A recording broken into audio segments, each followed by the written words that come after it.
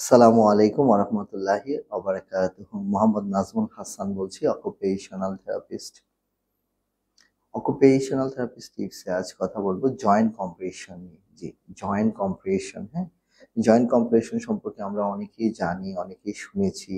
Therapy সেন্টারগুলোতে গেলে দেখা গেছে যে প্রতিনিয়তই দেখেছেন আপনারা যে থেরাপিস্টরা বাচ্চাকে এইভাবে এইভাবে আঙ্গুলের ভিতরে বা বিভিন্ন বড় বড় জয়েন্ট গুলাতে যে এই যে কম্প্রেশনটা দেয়, এগুলাকে বলা হয় জয়েন্ট কম্প্রেশন। আসলে জয়েন্ট কম্প্রেশনটা সম্পর্কে একটু জানবো, কিভাবে আমরা জানবো এটা কি এবং কেন এটা করব, কাদের জন্য করব, আর এটা কিভাবে করব। ঠিক আছে? আচ্ছা, তাহলে জয়েন্ট কম্প্রেশনটা এটা হলো একটা জয়েন্ট সেন্স বৃদ্ধি করার জন্য। যে এই যে যে আমাদের যে জয়েন্টটা আছে, আমাদের জয়েন্টটা আছে, তারপর লিগামেন্ট আছে, এই যে মাসেল আছে, এই যে এগুলার সেন্স বাড়ানোর জন্য, এগুলার অবস্থানগত, হ্যাঁ, জয়েন্টের যে অবস্থানটা, পজিশনটা, আমাদের শরীরের পজিশনটা, এই যে আমি বসে আছি, হ্যাঁ, আমি বসে আছি, এটা কিন্তু আমাকে দেখার দরকার নেই যে আমি বসে আছি। এটা কিন্তু আমি জানি আমি বসে আছি। এই যে আমি হাত নাড়াচ্ছি, হ্যাঁ, এই যে জয়েন্ট সেন্স, হ্যাঁ, যে সামনে, পেছনে, উপরে, নিচে, এই যে এগুলো হলো জয়েন্ট সেন্স, লিগামেন্ট সেন্স এবং আমার মাসেলের সেন্স। এটা আমাকে জানান দেয় যে আমি কোন অবস্থায় আছি, হ্যাঁ, পরিবেশের। আচ্ছা, এটা কাদের জন্য মূলত দরকার? হ্যাঁ, এটা দরকার হলো, এটা মেইনলি খুব ভালো কাজ করে হলো শিশুদের অস্থিরতা নিয়ন্ত্রণে। খুব ভালো কাজ করে শিশুদের অস্থিরতা নিয়ন্ত্রণ করার জন্য। তাহলে এডিএসডি, হ্যাঁ, অ্যাটেনশন ডেফিসিট হাইপার অ্যাক্টিভিটি যে ডিসঅর্ডারে ভুগছে যে শিশুরা আছে, অটিজম শিশুরা, সেন্সরি প্রবলেম বা সেন্সরি প্রসেসিং ডিসঅর্ডার বলি, হুম, ডাউন সিনড্রোম, হ্যাঁ, সেরিব্রাল পলসি, হ্যাঁ, এক কথায় আপনার নিউরো ডেভেলপমেন্টাল ডিসএবিলিটিস এর সব ধরনের শিশুদেরই আপনারা জয়েন্ট কম্প্রেশনটা দিতে পারবেন।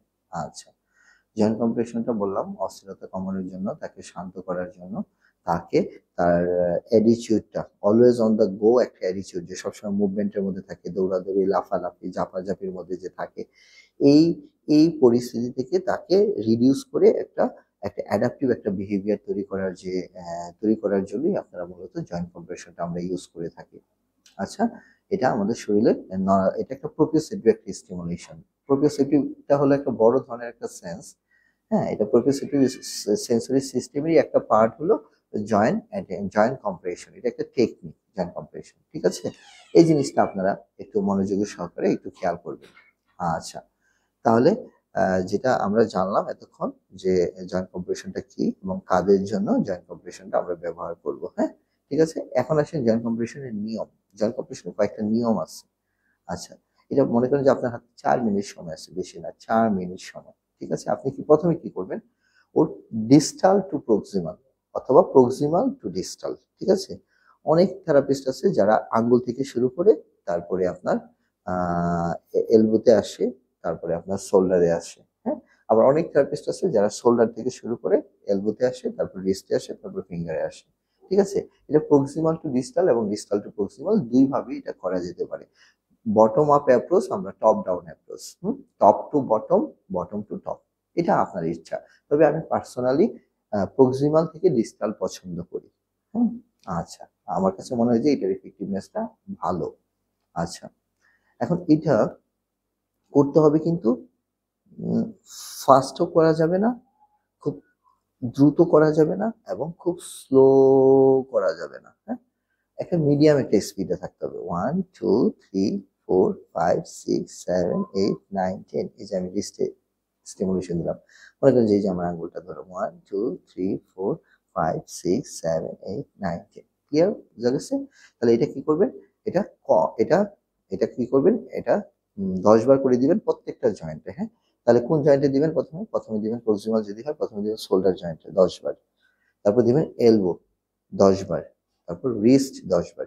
ফিঙ্গারে করতেও পারেন, নাও করতে পারেন, ফিঙ্গারটা খুব একটা বেশি প্রবলেম নেই। হ্যাঁ, যে সকল শিশুর ফিঙ্গারের দুর্বলতা আছে তাদের জন্য আপনি ফিঙ্গার করতে পারেন। আচ্ছা, তারপরে এখানেও তাহলে 10 বার, এক, এখানে 10 বার, এখানে 10 বার, এখানে 10 বার। সেম পায়ে, পায়ে কি করবেন? যে এই যে হিপে 10 বার, নিতে 10 বার, মানে হাঁটু, তারপরে গোড়ালিতে 10 বার। মনে থাকবে? তাহলে 10 10 10, আবার এখানেও 10, এখানেও 10 10 10, তাহলে 10 বার কম্প্রেস করলেন। কিন্তু এখানে কিন্তু আবার অনেকে ভুল করে ফেলি, আমরা কম্প্রেশন করতে গিয়ে আমরা টান মারি এভাবে এভাবে, কিন্তু এটা করা যাবে না, এটা করা যাবে না। দয়া করে এটা করবেন না, হ্যাঁ। গ্যাপিং আলাদা একটা জিনিস, এটা আলাদা একটা এক্সারসাইজ। আমরা শুধু জয়েন্ট কম্প্রেশনের কথা বলছি, হ্যাঁ। কম্প্রেশন কম্প্রেশন কম্প্রেশন করবেন, ঠিক আছে। মানে এই যে, হ্যাঁ, এটাকে বলে কম্প্রেশন। আচ্ছা, ঠিক আছে, মনে থাকবে। আচ্ছা, এটা খুব জেন্টাল হতে হবে, খুব জেন্টাল এবং ফার্ম রেসপন্স, ফার্ম এটা দিতে হবে, হ্যাঁ। এটা দিতে পারেন প্রত্যেকটা জয়েন্টে, আপনি দিতে পারেন 10টা হলে সবচেয়ে ভালো আর কি, হ্যাঁ। এটা থিওরির সাথে মিলবে। আচ্ছা, তাহলে কি জয়েন্ট গুলো আমরা বুঝলাম, কি কি বলেন তো, কি জয়েন্ট কোথায় কোথায় দিব? শোল্ডার, আপার লিম্বে, আর এটা লোয়ার লিম্ব, হ্যাঁ। আপার লিম্ব মানে হলো হাত, আর লোয়ার লিম্ব মানে পা। তাহলে কোথায় দিলাম? শোল্ডারে দিলাম 10 বার, এলবোতে দিলাম 10 বার, রিস্টে 10 বার, ঠিক না? তারপর পায়ে কোথায় দিলাম? পায়ে দিলাম হলো আপনার হিপ, নি এবং অ্যাঙ্কেল যে জয়েন্ট আছে দুই পায়ে, হ্যাঁ। আচ্ছা, এবার দুই হাত দুই পা গেল। এখন কোথায় দিব? আপনি স্টারনাম, এই যে যে আমাদের রিব কেজ, আমাদের এখানে কেজের মতো আছে, হ্যাঁ। হ্যাঁ, এই যে গরুর যেমন খাঁচা থাকে না, এরকম রিব কেজ বলি, হ্যাঁ। রিব কেজের মাঝখানে একটা বোন আছে, এই বোনটার নাম হলো স্টারনাম। স্টারনামে কিন্তু আপনাকে প্রেস দিতে হবে। 1 2 3 4 5 6 7 8 9 10, যে স্টার নামে আপনাকে এখানে কম্প্রেশন দিতে হবে। এটাও কিন্তু এই জয়েন্ট কম্প্রেশনের একটা পার্ট, হ্যাঁ। আচ্ছা, তাহলে আপনারা এইখানে এখানে জয়েন্ট কম্প্রেশন দিবেন। আর তো বডিতে তো মাথায় তো আর জয়েন্ট নাই, ঠিক না? ওইখানে তো আর দেওয়ার প্রশ্ন ওঠে না, ঠিক আছে। অনেকে আবার পিঠেও জয়েন্ট কম্প্রেশনটা দিয়ে থাকে, যে ডিপ প্রেশার মাসাজটা দেয় আর কি, হ্যাঁ। এটা যার যার অভিভূতি। তবে থিওরির সাথে এটা তাহলে 4 মিনিটের মধ্যে আপনি এই কাজটা করতে পারবেন। তাহলে আশা করি আপনারা বুঝতে পারছেন আপনারা জয়েন্ট কম্প্রেশনটা কিভাবে দিবেন।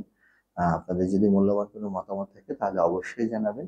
পাশাপাশি জয়েন্ট কম্প্রেশন সম্পর্কে বিস্তারিত জানতে অবশ্যই আমাদের ইউটিউব চ্যানেলটি সাবস্ক্রাইব করে রাখবেন। ধন্যবাদ। আসসালামু